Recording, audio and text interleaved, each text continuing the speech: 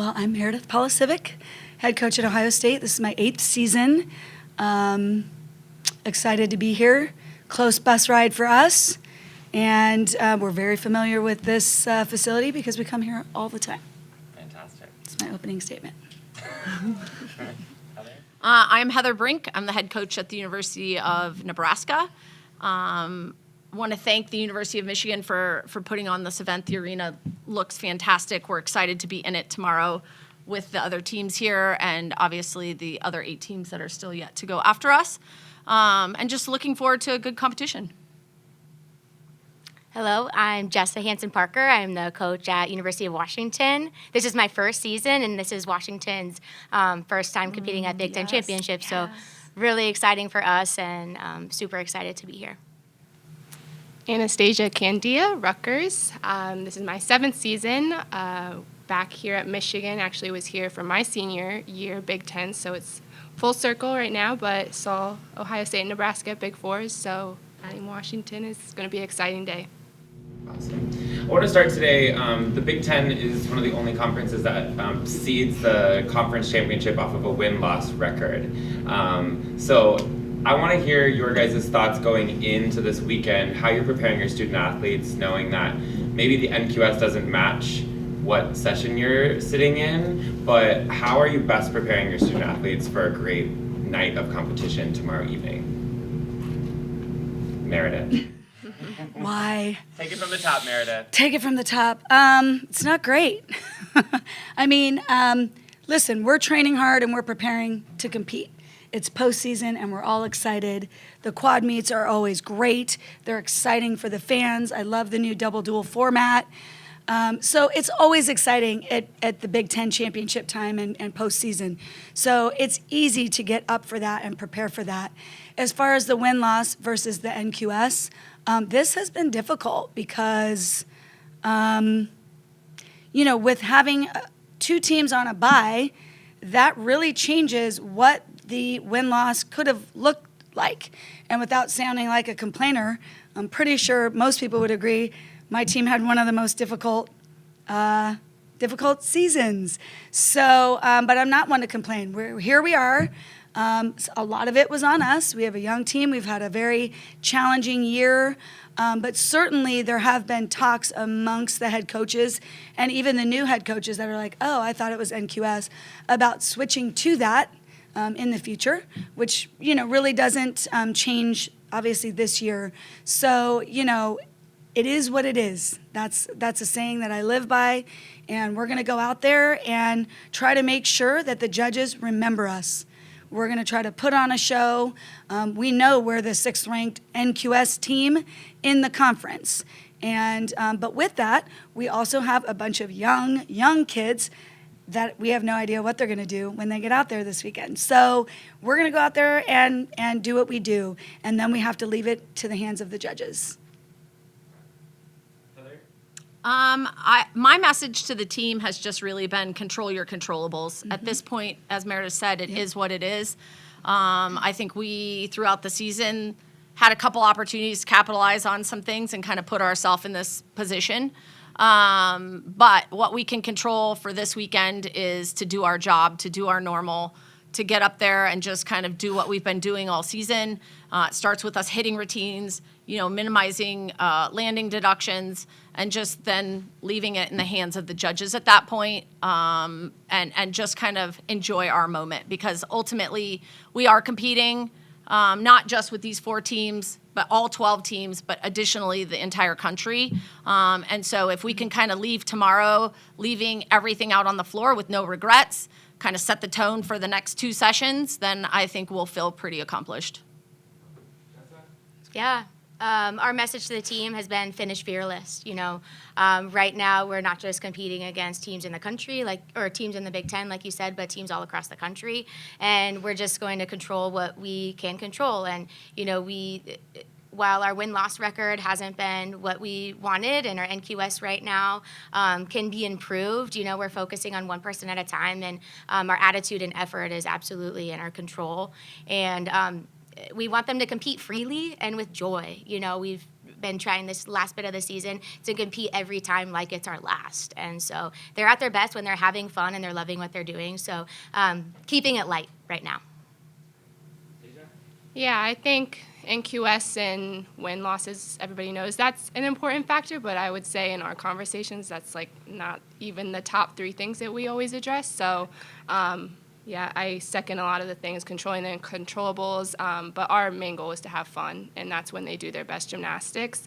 I think if we can go, even starting the practice day today and them just feeling loose and having that fun and getting an idea of the arena, if they can continue that into meet day, that's exactly what we want. We have a young team as well, so just seeing them, embrace the moment is really what we want. Very cool. So before I open it up to media for these questions, I have one more thing for you. This season, across the entire Big Ten, 172,998 fans attended Big Ten gymnastics meets. An amazing number, and way higher than the last year. And yes, we'd added 2 teams to the Big Ten, but across the whole country, because that's where the Big Ten is, we've seen increased attendance in all of your stadiums. What does that mean to your program to just be able to see fans rallying around your team, your program, this conference, and the sport of gymnastics? I think for us, for me, it's a dream come true. When I stepped foot in Ohio State 8 years ago, we had 11 season ticket holders, not 1,100, 11 people. And I was like, whoa. So building that fan base, making it something across our conference that people don't want to miss is so exciting. I mean, gymnastics is on a rocket ship right now. We're riding it up, and it's phenomenal to see. I know we had a sellout this year. Multiple teams in our conference have had a sellout. It's just phenomenal, and I'm just so excited and proud of everybody that has started this from the very beginning, and to see where it's come. Yeah. I mean, I'll echo what she said. I think it's been really exciting to see, obviously, the increase of fandom across our conference. I think adding Washington and UCLA has been beneficial in that space. And I think just kind of seeing the rise and the level of competition in our conference also provides a little bit increased, people want to watch that. People want to watch the drama of the teams kind of going head to head and really kind of fighting to get the win. The other thing I think I'll note is I think it's great for our student athletes to have that same experience, to be out there on the floor, whether we're home or away. It's a really great experience for them, and I think that those are the memories that they're really going to take with them when they leave the sport. I agree, the sport of gymnastics, I mean, I think we all agree that it's exciting. It's increasing in the level of viewerships, right? But I think also just being able to kind of continue that space and growth and continue to push it, I think will always help both the Big Ten and obviously all the teams involved in it. Yeah, I certainly echo those statements. At Washington, we had record-breaking season ticket holders. We had the second highest attended meet in program history with over 7,000 fans, and that does elevate the environment and the student-athlete experience, and our student-athletes thrive on that. They love that. They are competing in a championship environment, and, that energy just elevates everyone. So I'm really proud of that, and I'm really excited for women's gymnastics and women's sports in general. It's a really cool time to be a female in sport.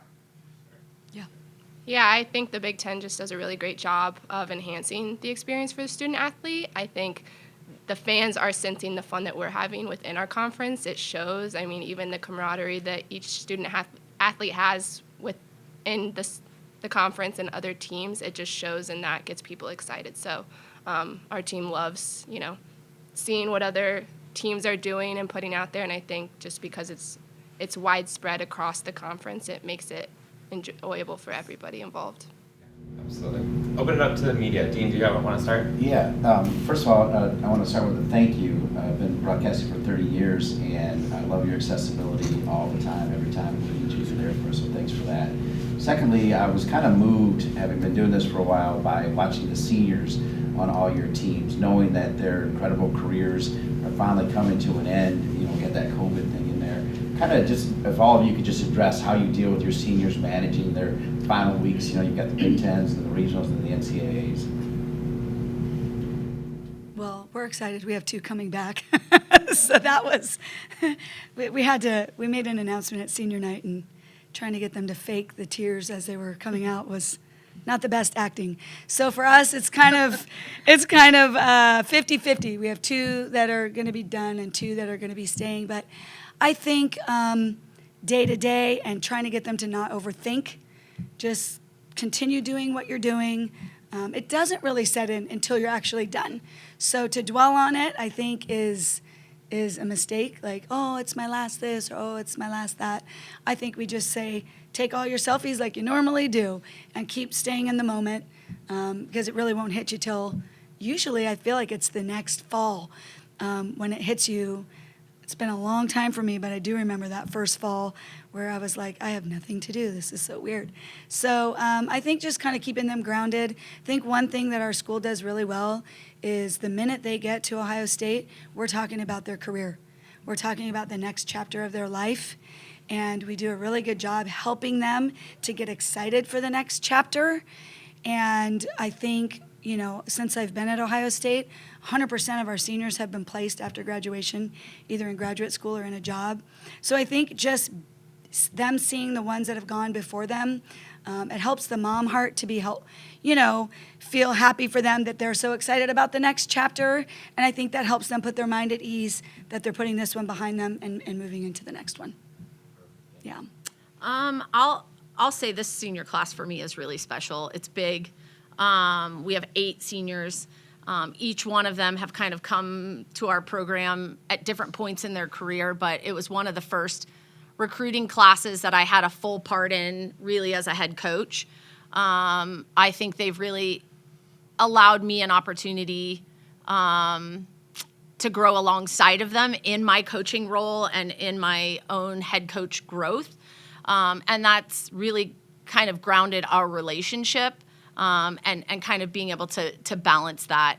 Additionally, the senior class has really impacted our program in kind of getting it back on track, moving it forward. And, I think right now, like you noted, sometimes the seniors can get to the space where they're like coming down to the end of the wire and they're already like living in the moment of like what comes next. And the senior class is not that group. They're so invested in wanting to attain these goals that we set at the beginning of the year, which includes this postseason piece of it. And they're showing up every day. They've really taken on a lot of leadership. All 8 of them, not just 1 or 2, but all 8 of them have really taken on a lot of leadership in this kind of welcoming the younger class, teaching them, really kind of making an impact. We talk a lot about leaving your legacy, and sometimes it's about impacting the next generation of dreamers that your dream kind of inspired. So really knowing that when they leave this program, that they can look back and know they were part of the foundation of trying to help us get to that next line. Yeah.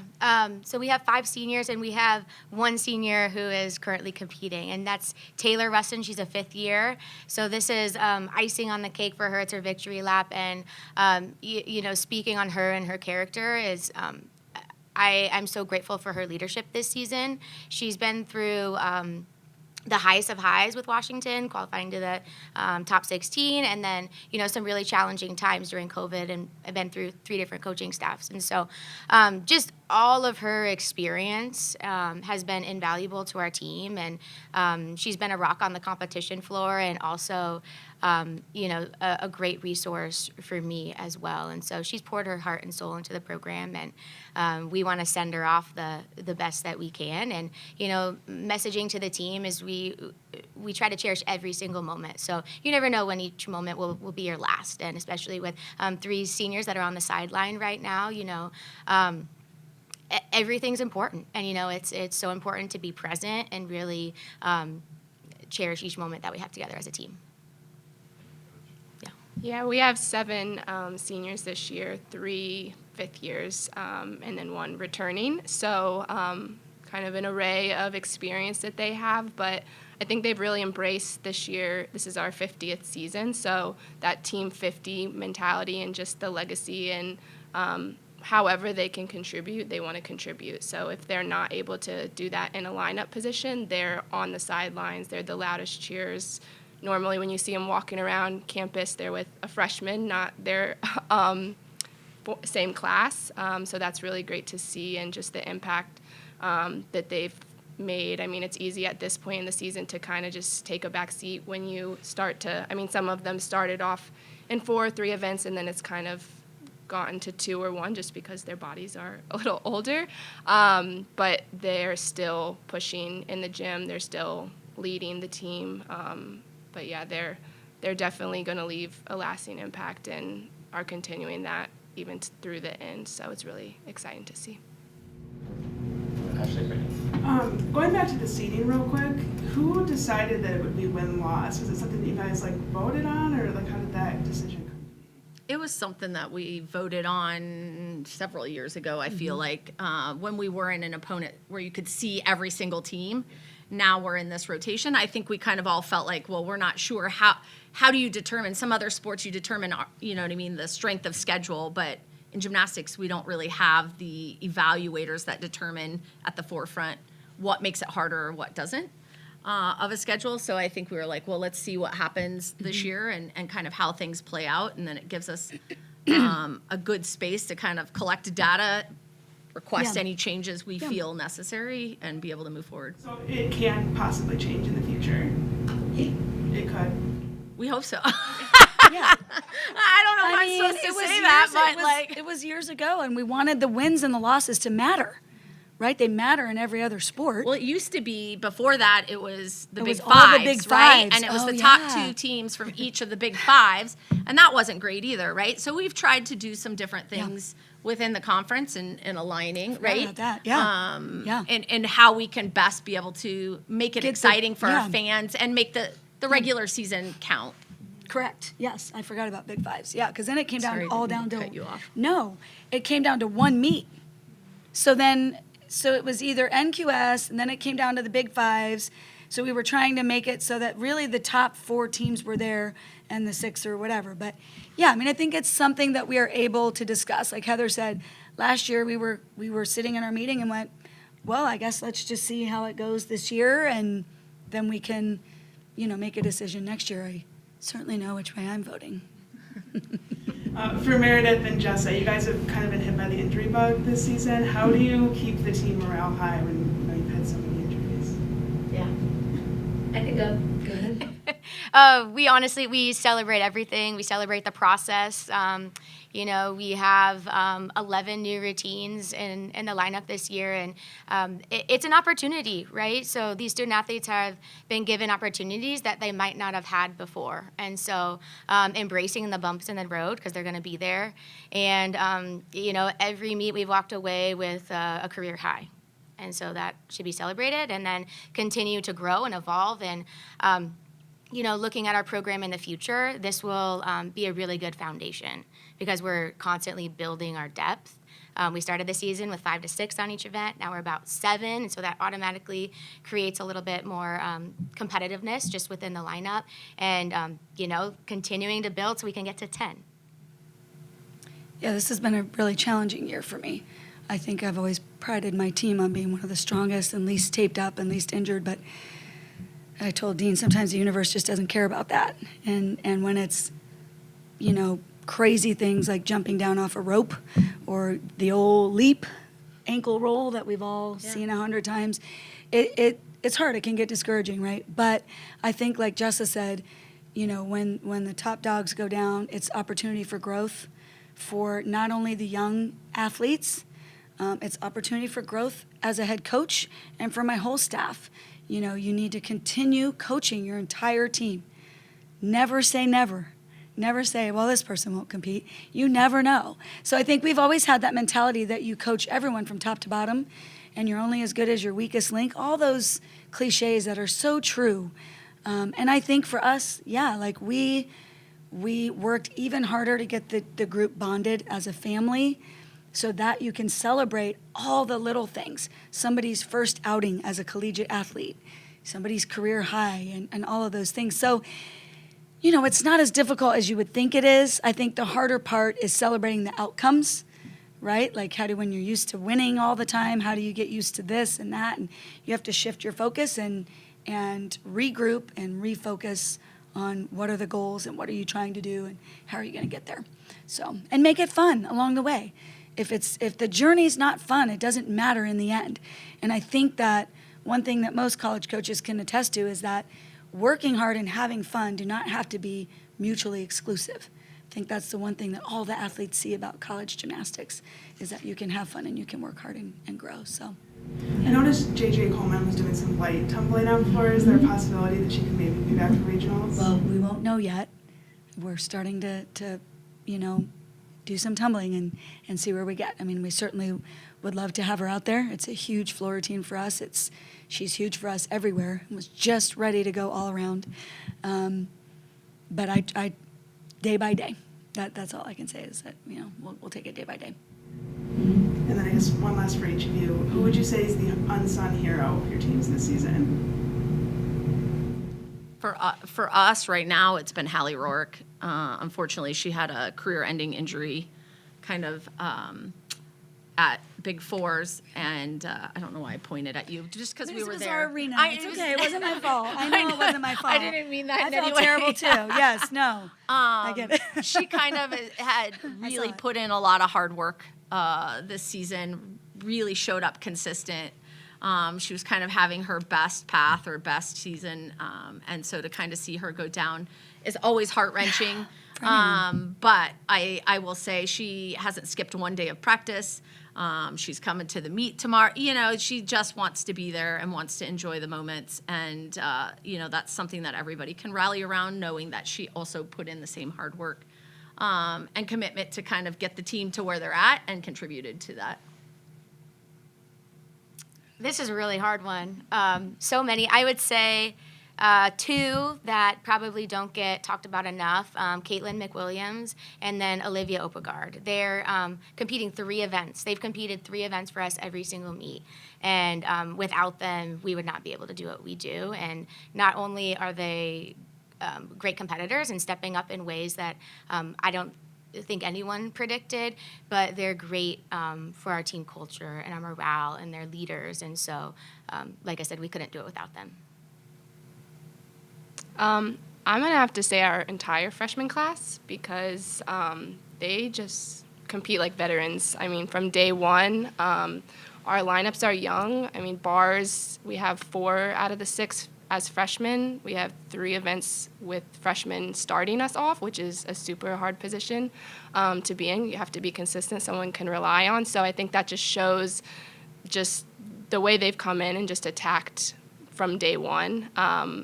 Their personalities are absolutely insane. They bring great energy. They're goofy, they're smart, they're confident, everything you would want in a freshman class. And I just think that this class has really pushed our level of gymnastics this year.